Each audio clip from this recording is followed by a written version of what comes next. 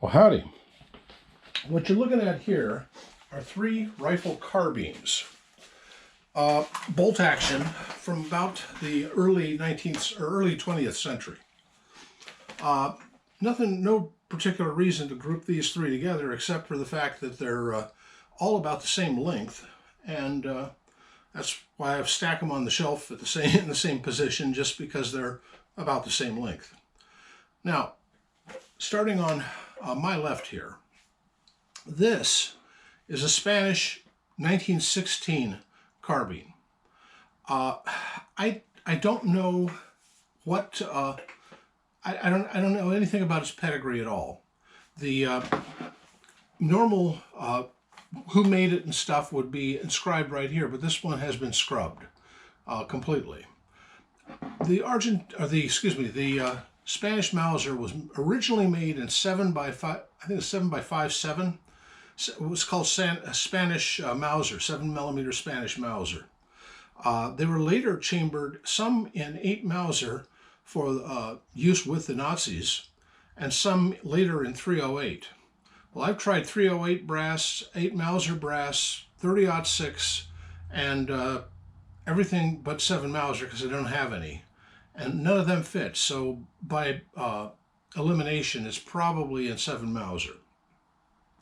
Now, these never saw action in World War I, or World War II for that matter, and therefore they're not really thought of well by many collectors.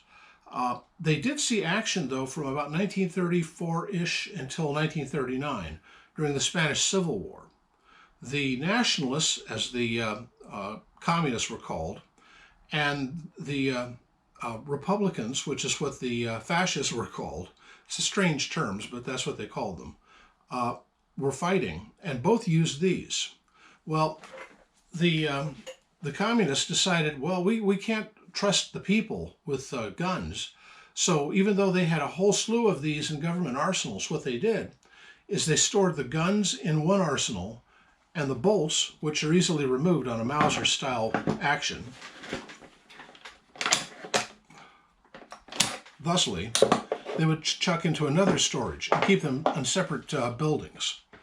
Well, the problem was that when the Republicans were about to overrun Madrid, and they thought, well, we'll just arm all of the red mobs that are on the streets. So they handed them all these, but they forgot these. And so the fascists, when they came in, they had very little trouble with their communist counterparts, and just overran them all. Interesting rifle. This is well made. None of the bolts match each other for that reason.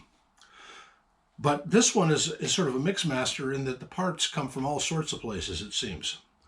But it's in good shape. It's been factory redone, it looks like, or arsenal refurbished. So it's looks like in a pretty good shape.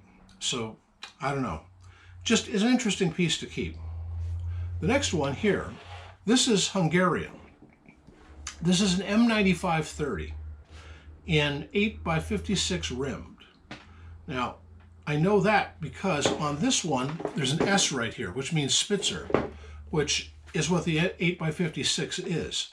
Initially, these were chambered in 8x50 Mannlicher and were used by the Austro-Hungarian Empire in World War I. Well, when they lost World War I, they were told to get rid of these things. So, well, Hungary says, well, we'll just take them and cut them down to carbines. They also started using a Spitzer-style bullet, which was 8x56. By the way, for 8mm on this thing, it's actually a .329 or so. The 8 Mauser is about .323. So it's a little bit larger.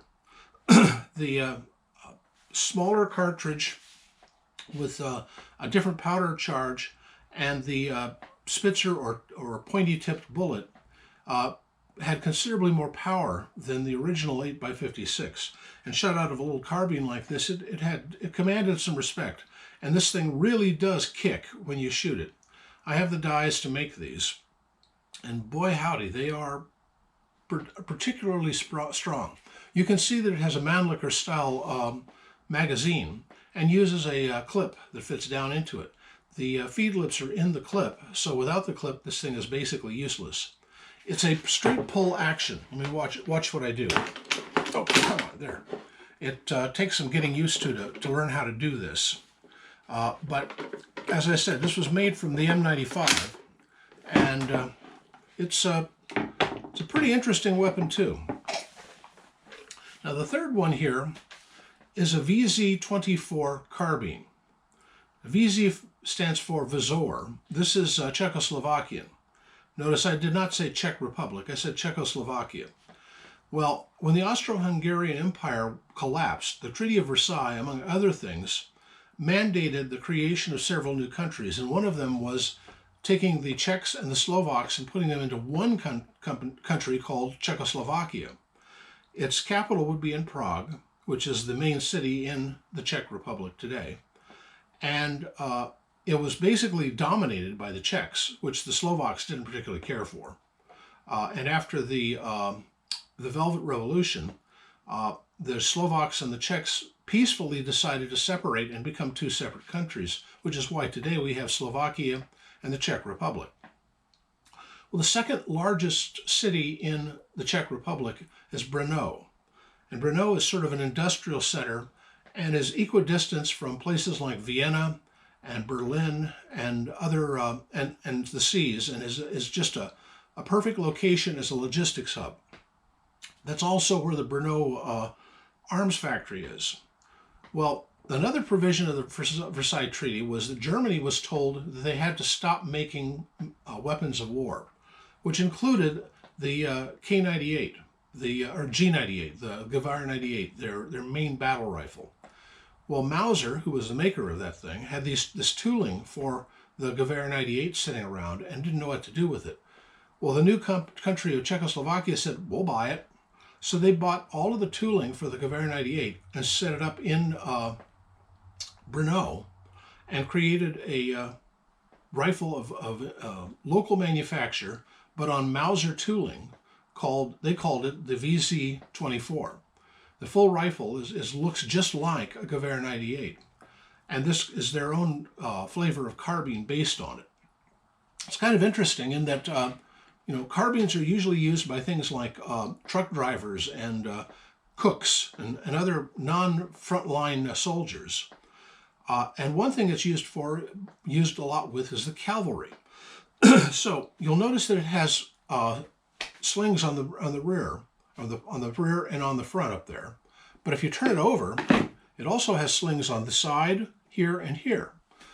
That means that you can use this carbine for several different chores, because let's say you're running an artillery piece. You don't want your rifle getting in your way, so you want it slung over your back. You'd use these. But if you're marching with the thing, you'd use these. So it has dual purposes. You could throw it to several different types of troops and make use of it. It's a very nice rifle. The one problem with these kind of bolt-action carbines, every one of them has a loud report, a lot of muzzle blast, a lot of kick, and they're very unpleasant to shoot. But golly, they are so pretty. Anyway, I know this is probably a little longer than my usual presentation. I'm not going to be making a video tomorrow, I know that, so bear with me, because I got a life thing I've got to deal with tomorrow. My kid's getting married.